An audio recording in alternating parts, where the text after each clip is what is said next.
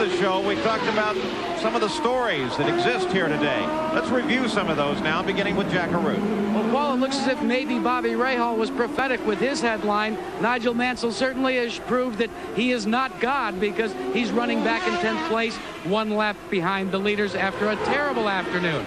Team Penske, we talked about it. We questioned whether the super team had its act together. Mechanical malfunctions on first Al Unser Jr.'s car, and then just a couple of laps ago, Paul Tracy's engine went dead after an engine fire. So 2 of the 3, despite the fact that Emerson Fittipaldi is still in the hunt, they're out. Let's update you as well on the condition of the brand new Honda engine. Bobby Rahal out very early after a shunt, and then it fell to the shoulders of the man that tested for so long, that being Mike Groff, his teammate, to try and bring home that Honda engine and make at least 1 race in the record books. Let's check in with Gary Gerald for some more stories. Yes, and in the Chip Ganassi pits, where Michael Andretti is having almost a storybook day in his return to IndyCar racing. We talked about his great determination, how he nearly lost total control of his race car in qualifying yesterday, launched it off one of the chicanes, but that Renard chassis is held up. And right now, we're expecting him momentarily. The crew is over the wall on pit road for a final pit stop. And keep in mind, Chip Ganassi has never won an IndyCar race. Paul? So Mansell comes back into the fight after his pit stop. Lights the tires down into the first corner. They're still cold. Here comes Michael Andretti. He was displaying some smoke at the back of the car, and he is slow on the circuit now. Is it over for Michael, or is he just rolling for pit road? Let's see, as Gary's there. Indeed, Emerson jumps on top of the car. They make the changes. They top him off with fuel here in the lengthening shadows. You can see the flame ripping out of the exhaust at the left rear. Andretti looking for a storybook finish ending now. He's poised. He's ready. Waiting for the jacks to come down. There they are. He's on his way. Not fast. Nearly 18 seconds, Paul. And again, it looked like a small display of blue smoke under the back of the car as he pulled away. So we'll keep an eye on Michael Andretti. There is Mike Groff, the lone hope of the Honda contingent, and you can see he's been in contact with a couple of cars on the circuit throughout the afternoon. Well, most of them have hit somebody sometime or another during the afternoon. Now, Michael's out on cold tires. He's a little bit slow in the very beginning. That's where you see Groff run up on him like he is. Looking out the back end of Michael's car, back at Mike Groff. As we start to see that smoke out of Michael Andretti's car, just remember back to Indianapolis a couple of years ago. Just remember how often Michael Andretti has come near the end of a race only to break down right at the end. They keep track.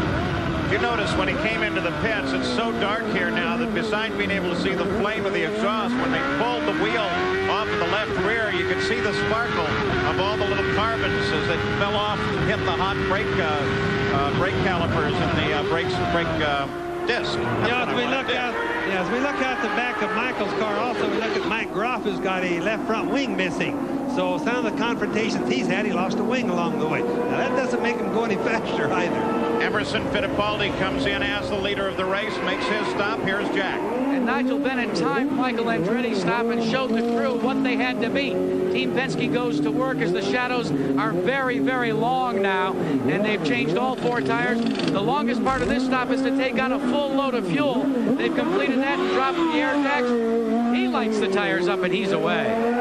Remember, Emerson Fittipaldi was second in the race last year, first in the race in 1992. He has been a formidable force here at Surfers Paradise. Now again, when the guys leave the pits like that, Tim and Paul, so everybody knows the tires are very cold. That's the reason they lock them up going into the first turn. Not to make them hot, but just because they don't have any traction. And don't be deceived here.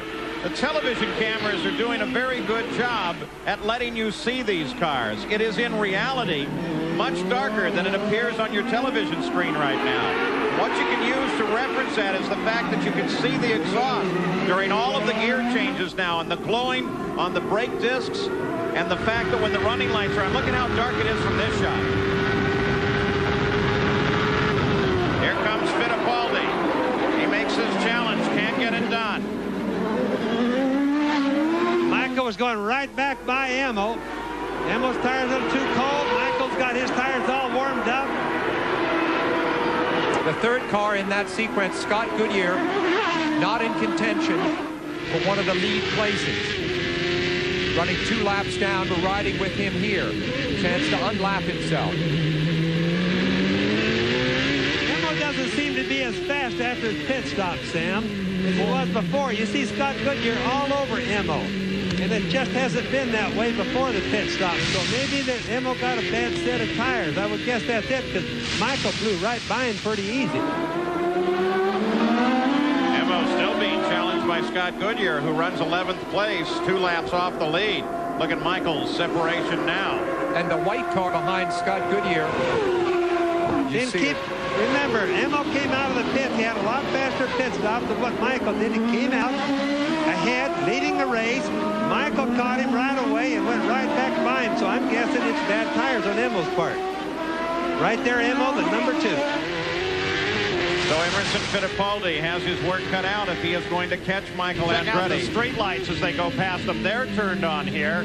And now the chief steward of the series, Wally Dallenbach, is concerned about the falling darkness. In fact, he has asked the crews to start radioing their drivers and find out what they think about the visibility.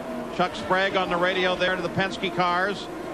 And they're trying to decide whether or not this race can go the full distance. It's 48 laps complete. It's a 65-lap scheduled race. If I was Emerson Fittipaldi, I would decide that it wasn't dark until I had passed this man, Michael Andretti. Then I decided it was too dark. No, but you know, when we look at the crews, I just started to mention how nice the TV cameras make it look. This is a little bit more what it really looks like. Very dark. But when you look at the TV cameras in the pits, it looks like it's beautiful sunshine and daylight.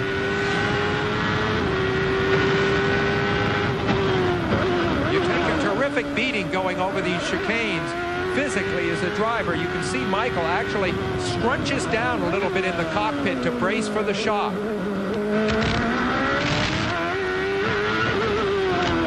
From my point of view, it's becoming so dark here that whenever a flash goes off in the grandstand, it's very bright. You almost wonder if that eventually isn't a problem for a driver.